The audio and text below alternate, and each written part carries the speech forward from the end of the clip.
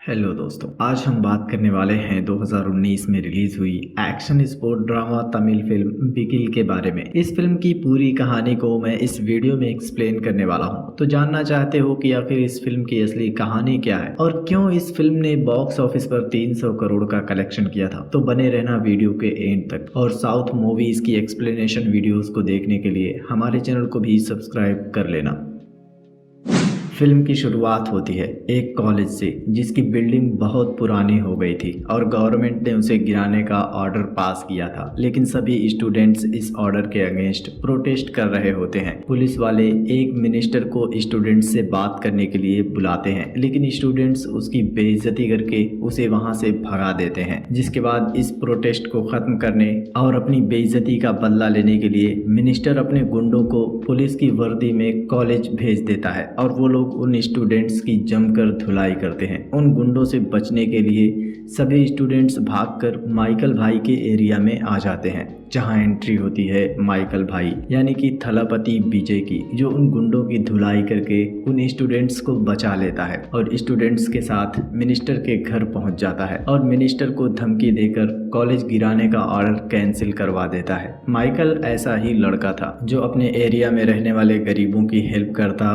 किसी को भी कोई भी परेशानी होती वो सीधा माइकल के पास ही आता था। सब लोग माइकल को बहुत ज्यादा पसंद करते थे। माइकल की एक गर्लफ्रेंड भी होती है जिसका नाम एंजल है। एंजल के पिता माइकल और एंजल की शादी के लिए राजी नहीं होते हैं और माइकल हमेशा गुंडों से लड़ता रहता है। उसकी जान को हमेशा खतरा बना रहता है, इसलिए माइकल भी शादी नहीं करना चाहता था। एंजल के पिता बार बार एंजल की शादी के लिए उसे चर्च ले जाते हैं, लेकिन हर बार एंजल आखिरी मोमेंट पर शादी से मना कर देती थी। माइकल की जिंदगी ऐसी ही मौज मस्ती में चल रही थी और एक रात माइकल का दोस्त काथिर, जो कि तमिलनाडु वुमेन्स फुटबॉल टीम का कोच होता है, उससे मिलने आता है। अगली रात को उसे वुमेन्स टीम के साथ दिल्ली नेशनल फुटबॉल चैंपियनशिप खेलने के लिए जाना था। माइकल उन सभी फुटबॉल प्लेयर्स को अपने दोस्तों के साथ भेज देता है और खुद उनके कोच काथिर के साथ अकेले ही घर के लिए निकल जाता है। रास्ते में डैनियल और उसके आदमी माइकल पर हमला कर देते हैं। माइकल उन सभी की जबरदस्त पिटाई करके उन्हें वहां से भगा देता है, लेकिन जैसे ही वो गाड़ी में वापस आकर बैठता है उसे पता चलता है कि किसी ने काथिर के गले में चाकू मार दिया है। माइकल उसे लेकर हॉस्पिटल जाता है। ऑपरेशन के बाद डॉक्टर उसे बताती है कि काथिर की स्पाइनल इंजरी हुई है, इसलिए उसे वापस पूरी तरह से ठीक होने में लगभग 1 साल का समय लगेगा। यहीं पर फुटबॉल टीम भी मौजूद थी। डॉक्टर के जाने के बाद सभी प्लेयर्स माइकल की इंसल्ट करके वहां से भगा देते हैं। अगली सुबह जब काथिर को होश आता है, तब तक तमिलनाडु फुटबॉल एसोसिएशन से सुब्रमण्य सर भी आ जाते हैं। काथिर उनसे टीम के लिए एक नया कोच चुनने को कहता है, जिस पर सुब्रमण्य उससे पूछता है कि इतनी जल्दी हम एक अच्छा कोच कहां से लाएंगे जो सिर्फ 10 दिनों में ही उन लड़कियों को ट्रेन करके कप जीतने के लिए मोटिवेट कर सके। जिसके बाद काथिर उसे अपने टीममेट बिगिल के बारे में बताता है और फ्लैशबैक में हमें दिखाया जाता है 7 साल पहले 2012 का अबुल कलाम फुटबॉल टूर्नामेंट का सेमीफाइनल मैच, जो कि होता है तमिलनाडु और पंजाब के बीच। और इसी टीम का कैप्टन था बिगिल, जो कोई और नहीं असल में माइकल ही था। काथिर भी इस टीम का प्लेयर था। तमिलनाडु की टीम यह सेमीफाइनल मैच जीत जाती है और बिगिल इस मैच का मैन ऑफ द मैच चुना जाता है। मैन ऑफ द मैच का कप लेकर बिगिल घर आ रहा था और रेलवे स्टेशन पर वो पहली बार एंजल को देखता है, जो कि फिजियोथेरेपी की स्टूडेंट होती है और वो स्टेशन पर लड़कियों को छेड़ने वाले सड़क छाप आशिकों की पिटाई कर रही थी और बिगिल के हाथ से कप छीनकर उनकी पिटाई शुरू कर देती है, जिससे कप टूट जाता है। और पिटाई खत्म होने के बाद बिगिल उससे अपना कप सही सलामत वापस मांगता है। एंजल सिर्फ 10 दिन में उसे कप वापस करने का प्रॉमिस करती है, लेकिन बिगिल कहता है कि जब तक कप वापस नहीं करती तब तक वो उसके साथ घूमेगी। और इन दिनों में दोनों को एक दूसरे से प्यार हो जाता है। घर आकर माइकल अपने पिता रायप्पन से मिलता है, जो कि एरिया के डॉन थे और अपनी गैंग के साथ रायप्पन उन गरीबों के इंसाफ के लिए लड़ाई लड़ता था जिनका कोई सहारा नहीं था। उसके कई सारे गैंगस्टर दुश्मन थे। उनमें से एक था डैनियल का बाप एलेक्स,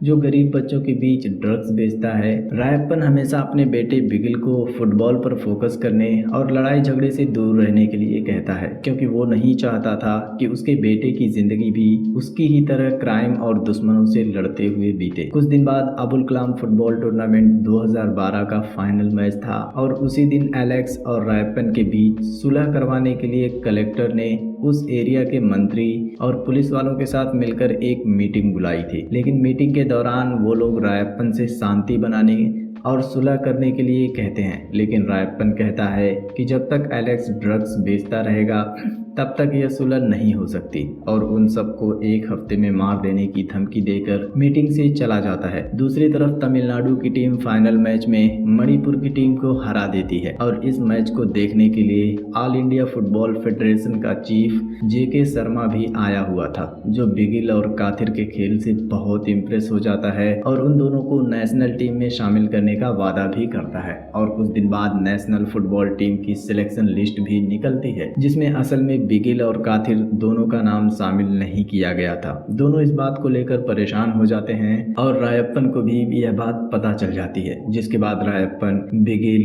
काथिर और उसके दोस्तों के साथ फेडरेशन चीफ जेके शर्मा से मिलने उसके ऑफिस पहुंच जाता है। जेके शर्मा रायप्पन से कहता है कि बिगिल नेशनल टीम में खेलना डिजर्व करता है, लेकिन तुम्हारे क्रिमिनल रिकॉर्ड्स की वजह से अगर तुम्हारा कोई दुश्मन टीम की बस पर हमला कर दे तो क्या होगा। सिर्फ बिगिल के लिए फेडरेशन पूरी टीम को खतरे में नहीं डाल सकती, लेकिन रायप्पन उसे समझाने की कोशिश करता है और फाइनली जेके शर्मा बिगिल और काथिर को टीम में शामिल करने के लिए मान जाता है। और अगले दिन बिगिल और उसके साथी ट्रेन से दिल्ली जाने के लिए स्टेशन पर होते हैं, जहां रायप्पन और एंजल उसे ड्रॉप करने आते हैं। उन सभी को बाय कहकर जब बिगिल ट्रेन से जाने ही वाला होता है, तभी एलेक्स अपने आदमियों के साथ रायप्पन पर अटैक कर देता है। यह देखकर बिगिल ट्रेन से नीचे उतर जाता है और एलेक्स के गुंडों सहित एलेक्स को भी जान से मार देता है और इस वजह से बिगिल नेशनल टीम से बाहर हो जाता है और अपने पिता रायप्पन की मौत के बाद उनकी गैंग का नया लीडर बन जाता है। कहानी वापस प्रेजेंट में आ जाती है और काथिर हॉस्पिटल में सुब्रमणि को बताता है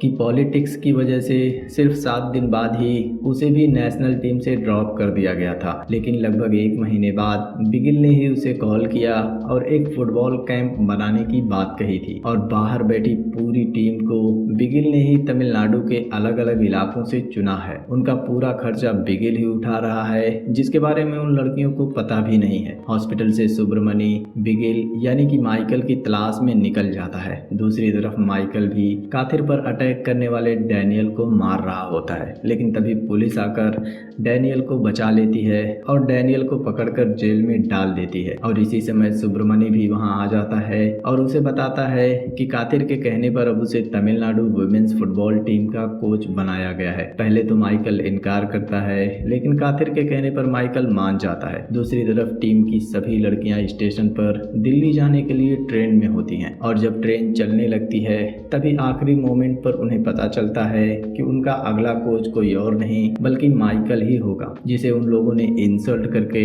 हॉस्पिटल से भगा दिया था। माइकल उन लोगों के साथ दिल्ली आ जाता है, लेकिन कोई भी टीम मेंबर माइकल को एज ए कोच एक्सेप्ट नहीं करता। अपने साथ साथ माइकल ने अपनी गैंग और पुराने टीम प्लेयर्स को भी दिल्ली बुला लिया था। इसमें एंजल भी शामिल होती है और एंजल उनकी टीम की नई फिजियो बन जाती है। जिस दिन वो लोग दिल्ली पहुंचते हैं उसी रात माइकल पर अटैक हो जाता है। इस अटैक में किसी को कोई नुकसान नहीं होता, लेकिन ऑल इंडिया फुटबॉल फेडरेशन के मेंबर्स मीटिंग में माइकल से रिजाइन करने के लिए कहते हैं और तभी फेडरेशन का चीफ जेके शर्मा भी वहां आ जाता है और माइकल को सपोर्ट करता है और उसे वापस अपनी टीम के पास भेज देता है। अगले दिन उनकी टीम का मैच मणिपुर की टीम से था। मणिपुर की टीम का कोच था समर, जो 2012 में मणिपुर की टीम का कैप्टन था। जब माइकल ने मणिपुर की टीम को हराया था तभी से समर भी माइकल को अपना विरोधी मानता था। इस मैच में तमिलनाडु की पूरी टीम माइकल की बात नहीं सुनती और अपनी मर्जी से मैच खेलने की वजह से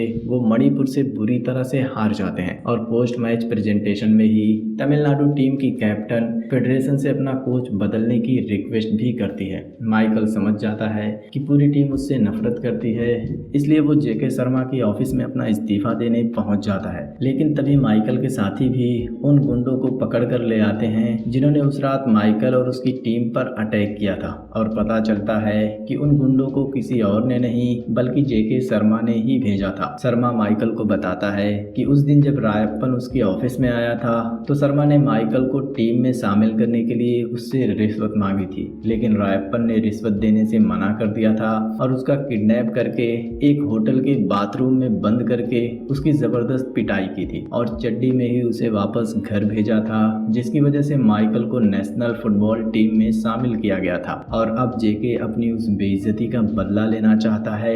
माइकल भी उसके चैलेंज को एक्सेप्ट कर लेता है और उससे कहता है कि अब वो उन लड़कियों को कुछ ना करे, उन्हें ग्राउंड में खेलने दे और ग्राउंड के बाहर वो लोग अपना गेम खेलेंगे। ऑफिस से वापस आने के बाद माइकल प्रैक्टिस ग्राउंड पर जाकर अपनी टीम को कन्विंस करने के लिए उनसे एक गेम खेलने के लिए कहता है, जिसमें एक तरफ माइकल और एक तरफ पूरी टीम के 11 प्लेयर्स खेलने के लिए कहता है और माइकल यह गेम जीत जाता है और टीम को अपनी कोचिंग के अंडर खेलने के लिए कन्विंस कर लेता है। और 2 दिन की ट्रेनिंग के बाद माइकल और एंजल टीम में खेलने वाली 2 इम्पोर्टेंट प्लेयर्स अनीता और गायत्री को टीम में वापस लाने के लिए निकल जाते हैं। ये दोनों पिछले 3 साल से टीम की इम्पोर्टेंट प्लेयर थीं, लेकिन शादी के बाद गायत्री के ससुराल वाले उसे खेलने की परमिशन नहीं दे रहे थे और अनीता के चेहरे पर एक सड़क छाप आशिक ने एसिड डाल दिया था, जिसकी वजह से अनीता ने खुद को एक कमरे में बंद कर लिया था। जब माइकल और एंजल गायत्री के घर उससे मिलने जाते हैं